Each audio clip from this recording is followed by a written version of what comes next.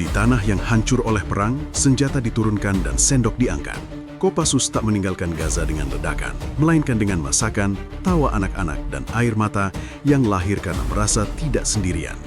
Jangan lupa like video ini, subscribe channel Naskah Pejuang, nyalakan loncengnya, dan tulis di komentar kalian berasal dari mana.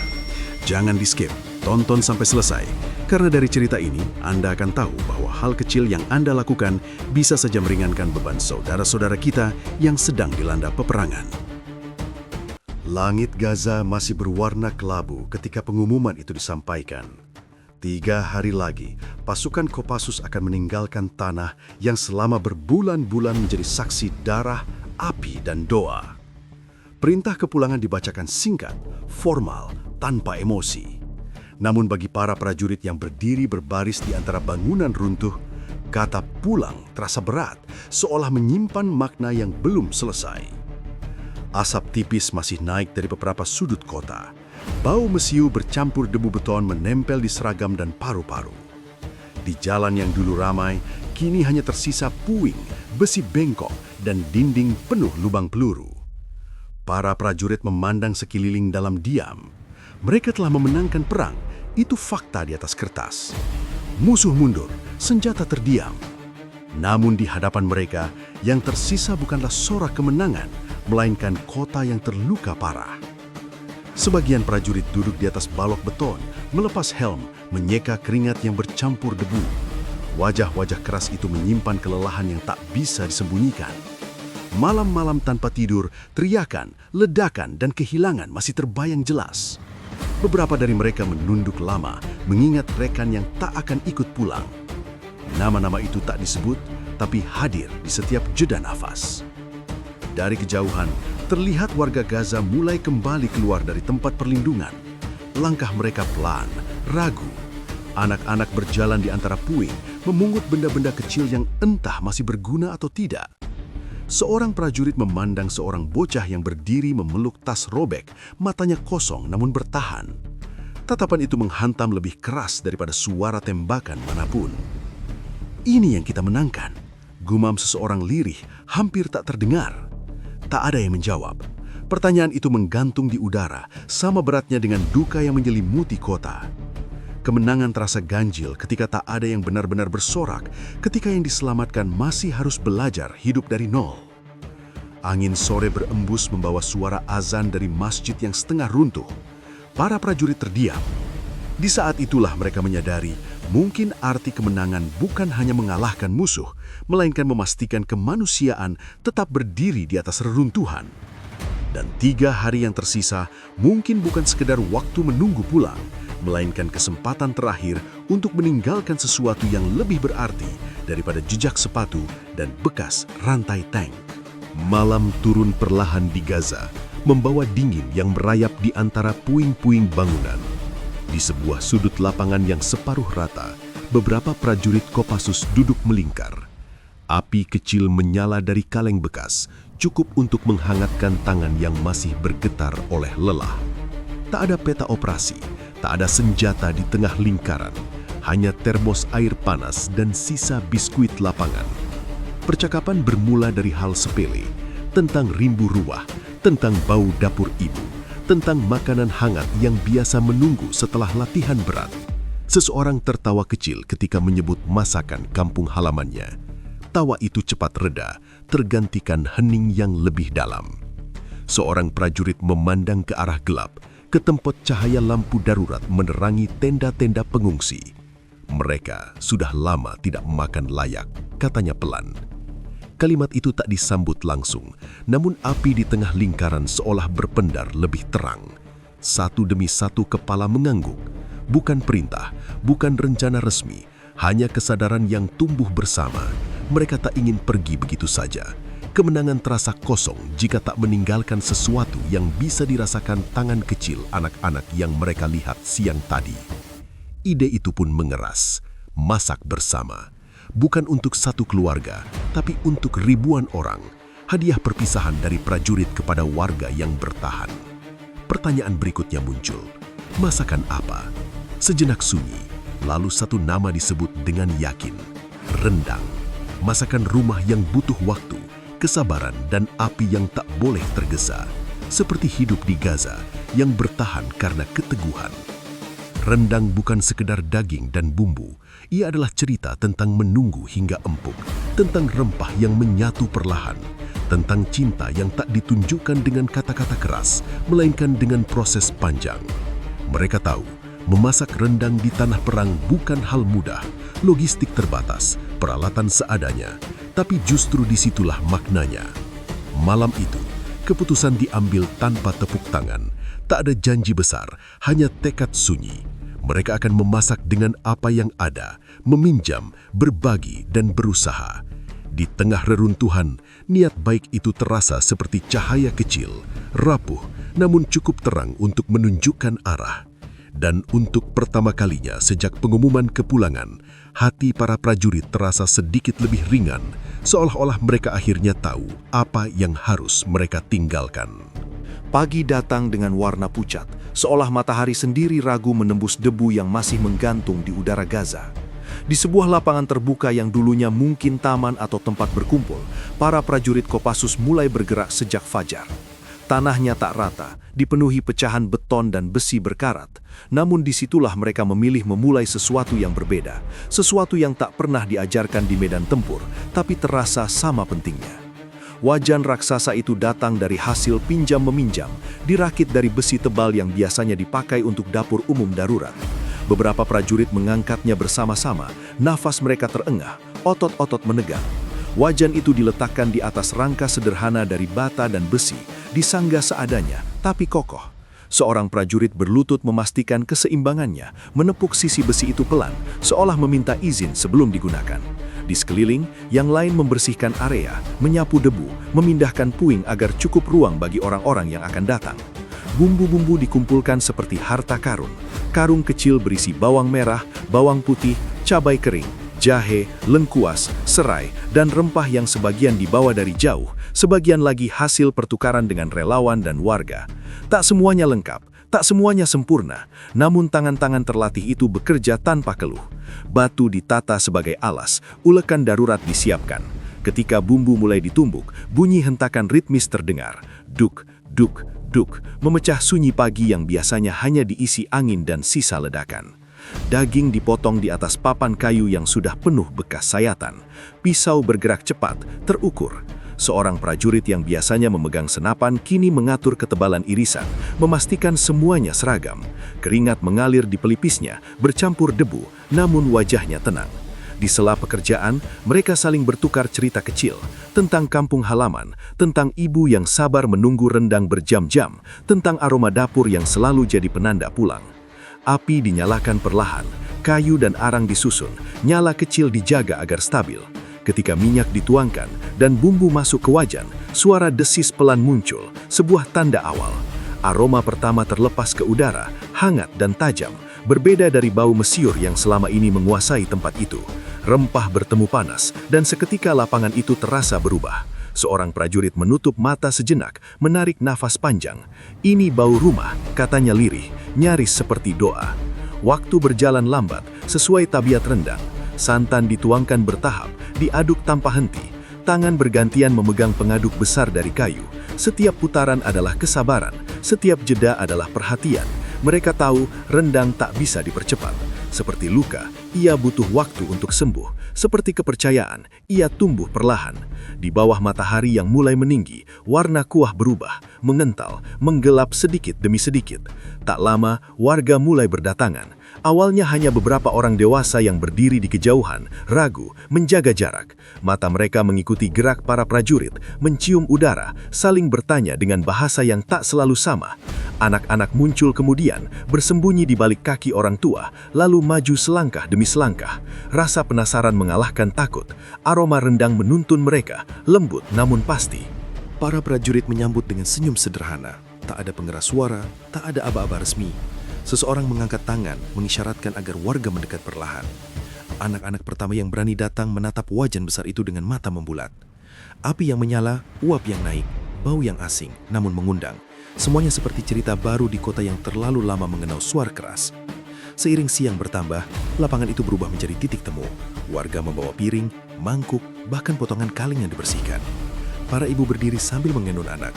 Para lelaki membantu mengatur antrean. Para prajurit tak lagi terlihat sebagai pasukan asing. Mereka menjadi tuan rumah sementara. Tawa kecil mulai terdengar. Percakapan patah-patah saling menyambung, dibantu isyarat tangan dan senyum. Di antara adukan, seorang prajurit menambahkan bumbu terakhir. Ia mencicipi sedikit dengan sendok kayu, meniup pelan.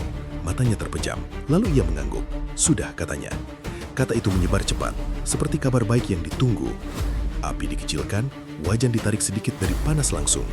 Rendang cini matang, pekat, harum, sabar. Pembagian mulai. Sendok besar menyendok rendang, daging empuk jatuh ke piring-piring dengan kuah kental yang mengkilap. Anak-anak menerima porsi kecil terlebih dahulu. Seorang bocah meniup piringnya, mencicipi dengan hati-hati. Wajahnya berubah, kaget, lalu tersenyum lebar. Ia memanggil temannya, menunjuk piringnya dengan bangga. Para prajurit tertawa, lega, seolah baru saja memenangkan sesuatu yang lebih sunyi namun jauh lebih dalam. Aroma rendang kini benar-benar menguasai lapangan. Bau mesiu dan debu tersingkir, setidaknya untuk hari itu. Di udara, ada rasa hangat yang tak bisa diukur dengan termometer. Di tanah yang retak, orang-orang duduk bersama, membagi makanan yang sama. Beberapa prajurit ikut duduk, menyuap perlahan, mendengarkan cerita warga yang disampaikan dengan bahasa seadanya. Tentang rumah yang hilang, tentang keluarga yang bertahan, tentang harapan yang tak ingin padam. Sore menjelang, matahari condong ke barat, menyinari uap terakhir yang naik dari wajan. Porsi demi porsi habis, namun senyum tak berkurang. Wajan raksasa itu kini kosong, bagian dalamnya berkilat oleh sisa santan yang mengering. Seorang prajurit mengelus tepinya, bangkit, lalu menatap sekeliling. Lapangan itu masih hancur, bangunan masih runtuh, namun di antara semua itu, ada jejak yang tak terlihat. Aroma harapan yang telah menetap. Hari itu, mereka tak mengubah peta, tak menandatangani perjanjian, mereka hanya memasak. Tapi di kota yang lama disergap suara keras, memasak perlahan menjadi pernyataan bahwa hidup bisa dirawat, bahwa kebersamaan bisa tumbuh di atas puing, dan bahwa harapan, seperti rendang, kadang perlu waktu lama, api kecil, dan tangan-tangan yang sabar untuk benar-benar matang. Lapangan itu tak lagi sunyi. Jika kemarin hanya angin yang menyusuri puing dan debu, hari ini suara kecil berlarian memantul di antara dinding runtuh. Anak-anak Gaza muncul dari berbagai arah, dari balik bangunan setengah roboh, dari gang sempit, dari tenda-tenda darurat. Kaki-kaki kecil mereka berlari tanpa alas, sebagian mengenakan sandal yang sudah tipis. Debu mengepul setiap kali mereka berhenti mendadak, tertawa lalu kembali berlari. Mereka tahu ada makanan, tapi lebih dari itu, ada sesuatu yang jarang mereka rasakan, alasan untuk berlari tanpa takut. Antrean mulai terbentuk dengan sendirinya, tak rapi, tak lurus, namun penuh semangat. Anak-anak saling mendahului, lalu berhenti ketika seorang prajurit Kopassus mengangkat tangan sambil tersenyum, memberi isyarat agar mereka sabar. Anehnya, mereka menurut, seolah suara lembut itu membawa wibawa yang berbeda, bukan perintah, melainkan ajakan. Para prajurit Kopassus berdiri di balik meja darurat. Sendok besar berpindah dari tangan ke tangan, piring-piring diterima dan dikembalikan dalam ritme yang hangat. Tak ada teriakan, tak ada ketegangan. Yang ada hanyalah kesibukan sederhana yang terasa menenangkan. Satu orang Kopassus di depan wajan berdiri rendah sejajar dengan tinggi anak-anak, menyerahkan piring dengan dua tangan, menunggu mereka pergi sebelum melayani yang berikutnya. Senyum anak-anak itu menular, ada yang menyeringai lebar hingga matanya menyipit, ada yang tersenyum malu-malu sambil memeluk piringnya erat. Seorang bocah perempuan berhenti sejenak di depan seorang prajurit, menatap wajahnya yang penuh debu dan peluh. Ia lalu mengangkat jempol kecilnya, berkata sesuatu dalam bahasa yang tak sepenuhnya dimengerti. Prajurit itu tertawa, menepuk dadanya sendiri, lalu menunduk hormat kecil. Mereka sama-sama tak butuh terjemahan. Di sudut lapangan, beberapa anak duduk melingkar, meniup rendang yang masih panas. Mereka mencicipi seperlahan, lalu saling bertukar ekspresi. Ada yang kaget dengan rasa pedas, ada yang terdiam sejenak seperti sedang menyimpan rasa itu dalam ingatan. Seorang anak laki-laki memejamkan mata, mengunyah perlahan lalu berkata pelan pada temannya.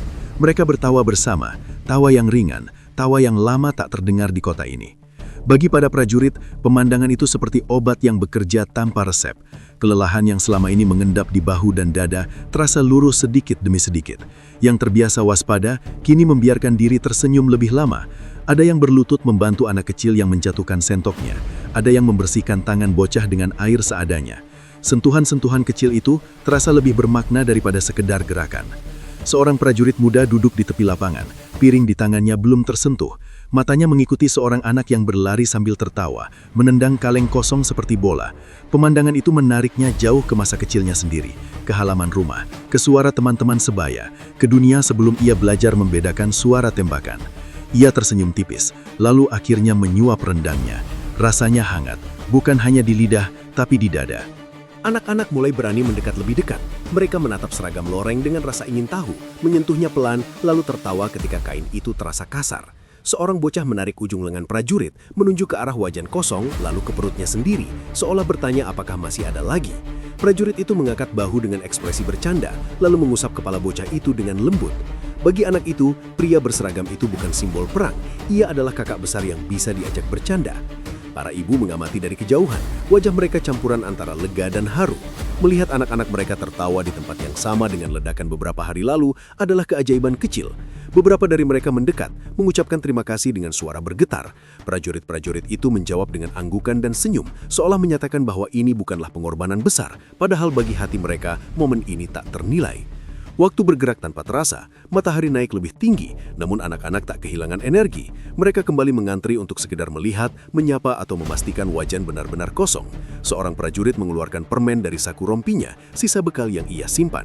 Permen itu dibagikan satu persatu, anak-anak menerimanya seperti harta karun. Beberapa membuka bungkusnya dengan hati-hati, yang lain langsung memasukkannya ke mulut sambil tertawa. Tawa itu menggema, bukan tawa yang keras, melainkan tawa yang jujur. Tawa yang tumbuh dari rasa aman walau sesaat. Kota yang kemarin sunyi kini diisi suara kehidupan kecil yang menolak padam. Para prajurit berdiri di tengahnya, tak lagi merasa sebagai tamu atau penjaga, melainkan bagian dari lingkaran itu. Seorang anak mendekati seorang prajurit yang sedang membersihkan meja. Ia membawa piring kosong, menunjukkannya dengan wajah penuh harap. Prajurit itu berlutut, menjelaskan dengan gerak tangan bahwa makanan sudah habis. Anak itu tampak kecewa sesaat, lalu tersenyum lagi dan memeluk piringnya. Ia mengangguk, seolah mengerti, lalu berlari kembali ke teman-temannya. Prajurit itu memejamkan mata sejenak, menahan sesuatu yang mengembang di dadanya. Menjelang sore, anak-anak mulai kelelahan. Mereka duduk bersandar di tembok runtuh, sebagian tertidur dengan piring di pangkuan. Para prajurit mengawasi dengan tenang, memastikan mereka aman. Angin sore membawa suara tawa terakhir, lalu pelan-pelan meredah, namun kehangatan yang tertinggal jauh lebih lama. Di mata anak-anak Gaza hari itu, Kopassus bukanlah pasukan yang datang dan pergi dengan senjata. Mereka adalah kakak-kakak yang memasak, membagi makanan dan tertawa bersama. Sosok yang membuat kota yang kemarin sunyi kembali hidup walau hanya sejenak. Dan bagi para prajurit, tawa anak-anak itu menjadi pengingat paling jujur tentang alasan mereka berdiri di sana. Bukan untuk menghancurkan, melainkan untuk menjaga sisa-sisa kemanusiaan agar tetap bernapas. Saat matahari condong ke barat, lapangan itu berubah menjadi ruang makan bersama. Tak ada meja panjang, tak ada kursi. Yang ada hanya puing-puing beton yang diratakan seadanya, tikar lusuh yang digelar di atas tanah, dan orang-orang yang duduk bersila berdekatan. Prajurit Kopassus dan warga Gaza menempati ruang yang sama, berbagi bayang-bayang yang memanjang di bawah cahaya sore. Di tempat yang sama, beberapa hari lalu, suara ledakan pernah memekakkan telinga. Kini, yang terdengar hanyalah gesekan sendok dan napas yang mulai tenang. Piring-piring sederhana diletakkan di tengah. Rendang dibagi rata, tak ada yang lebih diistimewakan. Prajurit yang sejak pagi bekerja, kini duduk sejajar dengan warga, tanpa jarak, tanpa aba-aba. Senjata ditinggalkan jauh dari jangkauan. Seragam loreng tetap melekat, namun terasa berbeda. Bukan sebagai simbol kekuatan, melainkan saksi kebersamaan. Mereka saling mengangguk, saling tersenyum, seolah berkata, kita di sini bersama.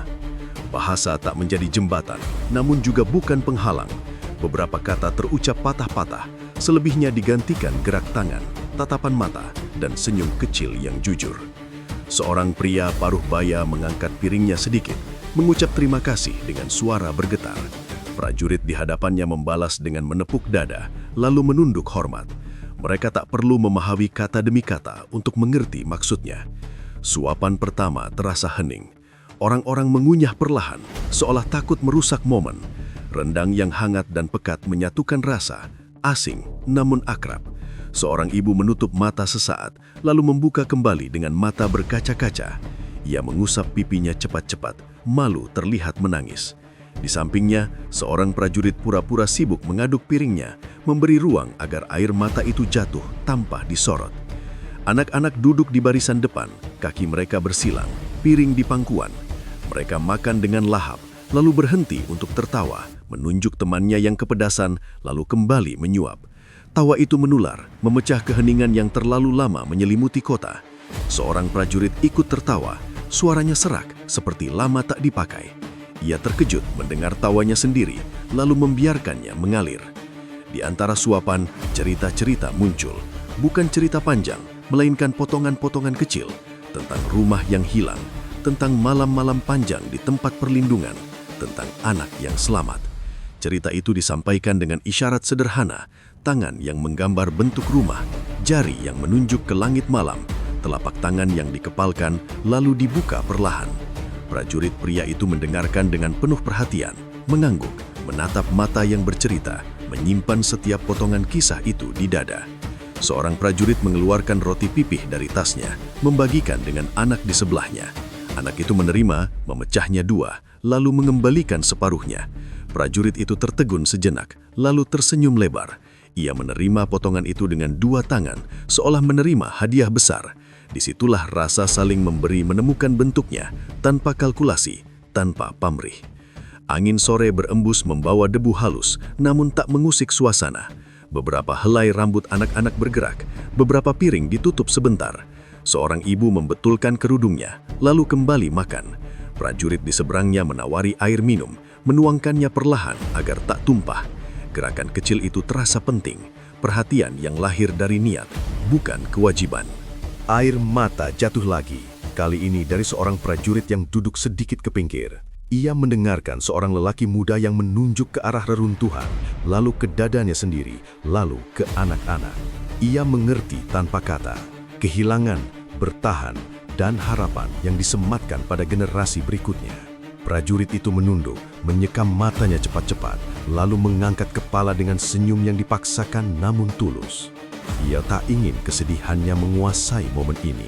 Makan bersama itu berlangsung tanpa jam, tak ada yang terburu-buru. Waktu seolah melunak, memberi ruang bagi setiap orang untuk hadir sepenuhnya. Beberapa prajurit duduk bersandar, mendengarkan anak-anak bernyanyi lagu sederhana yang tak mereka kenal nadanya, namun ikut bertepuk tangan mengikuti irama. Tepuk tangan itu tak serempak, tapi hangat, seperti hujan kecil yang turun tanpa peringatan. Seiring rendang menipis, piring-piring mulai kosong, namun tak ada wajah kecewa.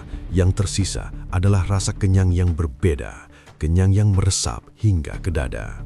Orang-orang membersihkan piring seadanya, menyusunnya rapi. Seorang prajurit membantu seorang nenek bangkit, menawarkan lengannya. Nenek itu menggenggam erat, lalu menepuk tangan prajurit itu dua kali, seperti menepuk bahu cucunya sendiri. Matahari kini hampir menyentuh garis bangunan reruntuhan di kejauhan. Cahaya keemasan menyelimuti lapangan, memantul di debu yang berterbangan, menciptakan kilau halus. Wajah-wajah yang tadi tegang kini tampak lebih lembut. Seorang anak tertidur di pangkuan ibunya, piring kosong di tangan kecilnya. Prajurit di dekatnya menurunkan suara tawanya, menjaga agar anak itu tetap terlelap. Tak ada pidato penutup, tak ada pernyataan resmi. Kebersamaan itu berakhir dengan sendirinya, perlahan seperti api yang meredup setelah kayu habis. Orang-orang bangkit satu persatu, saling menatap, saling mengangguk. Beberapa memeluk, beberapa hanya menyentuh bahu. Namun sentuhan itu cukup untuk menyampaikan rasa terima kasih yang tak terucap. Saat lapangan kembali lengang, jejak kebersamaan masih terasa, bukan di tanah, melainkan di udara yang lebih ringan. Para prajurit berdiri sejenak memandang tempat mereka berduduk bersama warga. Mereka tahu, besok atau lusa mereka akan pergi, namun momen ini, makan dari hidangan yang sama di atas puing akan tinggal lama diingatan.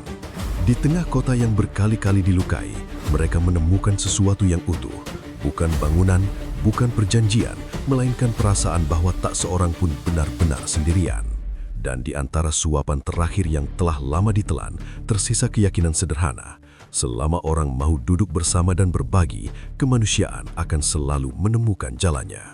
Pagi itu datang tanpa gegap gempita. Tak ada trompet, tak ada barisan rapi dengan bendera berkibar. Gaza terbangun seperti biasa, dengan debu yang masih menggantung dan bangunan yang tetap retak.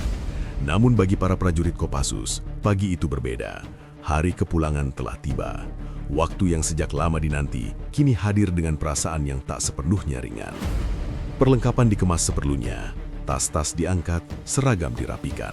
Di lapangan yang beberapa hari lalu menjadi dapur dan ruang makan bersama, kini hanya tersisa jejak-jejak samar, bekas api, tanah yang lebih rata, dan wajan besar yang telah dibersihkan.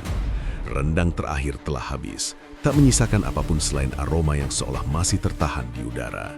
Para prajurit berdiri sejenak, memandang tempat itu dalam diam, seakan mengucapkan selamat tinggal pada sebuah bab yang tak akan terulang. Warga mulai berdatangan perlahan. Tak ada pengumuman resmi, namun kabar kepulangan menyebar dengan sendirinya. Anak-anak datang paling dulu. Mereka berlari kecil, tak lagi sekencang hari sebelumnya, seolah takut momen ini bergerak terlalu cepat. Beberapa membawa piring kosong, kebiasaan yang tertinggal, lalu tersenyum malu ketika menyadari tak ada lagi yang akan dibagikan. Prajurit-prajurit itu menunduk, mengusap kepala mereka satu persatu, menyampaikan perpisahan lewat sentuhan.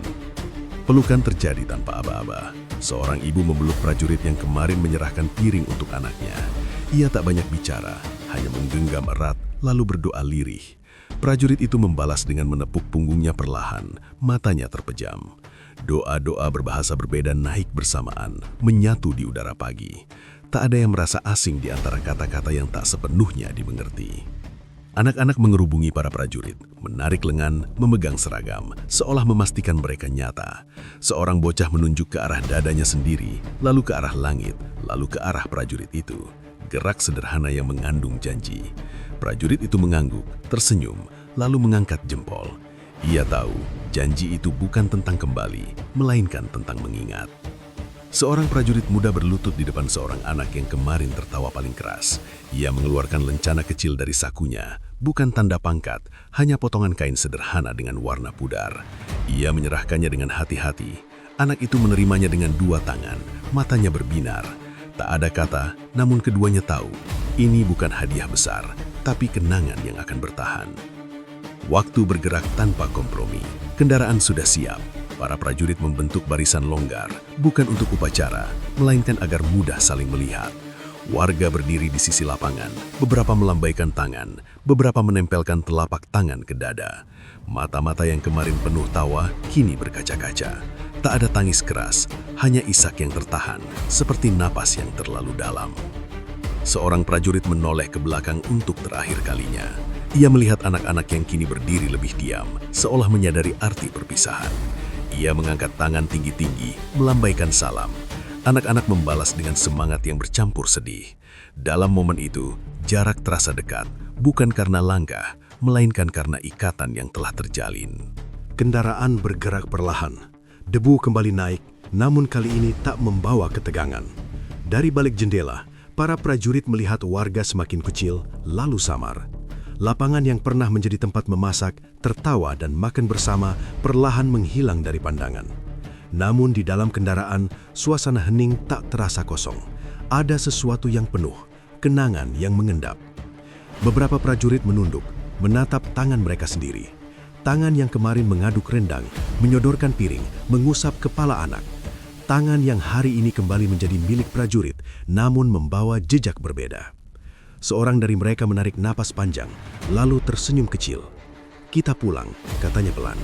Yang lain mengangguk, memahami bahwa pulang kali ini membawa cerita yang akan sulit dijelaskan. Di kejauhan, Gaza tetap berdiri dengan luka-lukanya. Bangunan runtuh belum berubah, jalan masih retak. Namun di balik itu, ada sesuatu yang telah ditanam. Bukan monumen, bukan tanda permanen.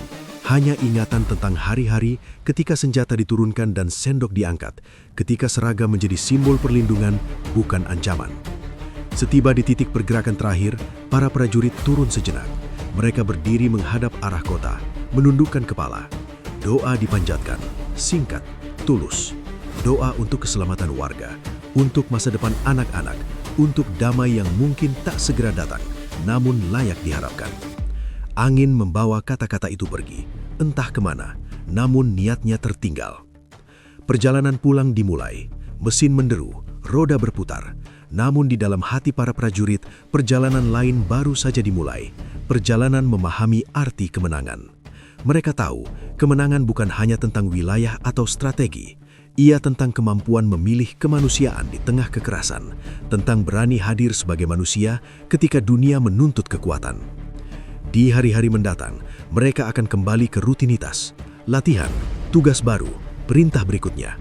Namun sesekali, aroma rendang akan terlintas dalam ingatan. Bukan sekedar rasa, melainkan momen ketika waktu melambat dan orang-orang duduk bersama di atas puing. saat tawa anak-anak menggantikan sunyi dan air mata jatuh bukan karena kehilangan, melainkan karena kebersamaan. Gaza akan terus hidup dengan caranya sendiri. Anak-anak akan tumbuh, mungkin mengingat samar tentang prajurit-prajurit yang pernah datang membawa makanan dan senyum. Mungkin suatu hari, ketika mereka dewasa, kenangan itu akan muncul kembali sebagai pengingat bahwa di tengah gelap pernah ada cahaya kecil yang memilih menyala. Bagi Kopassus, kepulangan itu menutup satu bab, namun membuka keyakinan yang lebih luas, bahwa senjata bisa menghentikan ancaman, tapi hanya kemanusiaan yang bisa menyembuhkan luka. Bahwa kemenangan sejati tak selalu diukur dengan peta atau medali, melainkan dengan hati yang disentuh dan harapan yang ditinggalkan. Rendang terakhir memang telah habis, api telah padam, wajan telah dibersihkan, namun kenangan tertanam dalam-dalam seperti rempah yang meresap pelan dan bertahan lama. Dan dengan keyakinan itu, para prajurit melangkah pulang, membawa satu kebenaran sederhana yang tak akan pudar oleh waktu. Kemanusiaan adalah kemenangan paling abadi.